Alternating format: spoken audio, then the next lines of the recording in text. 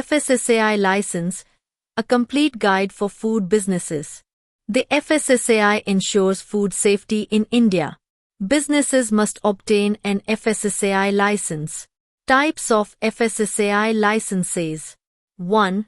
Basic registration. For small businesses with turnover up to 12 lakh rupees. 2. State license.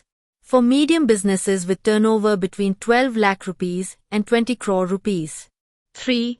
Central license. For large businesses with turnover over 20 crore rupees. Benefits of FSSAI. An FSSAI license ensures legal compliance and builds consumer trust.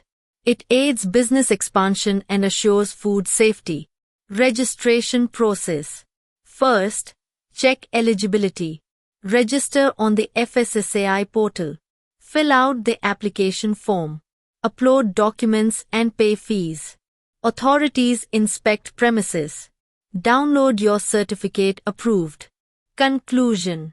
An FSSAI license is essential for compliance and trust. Ensure smooth operations by getting registered. Need expert help for process? Visit www.daakhilnow.com.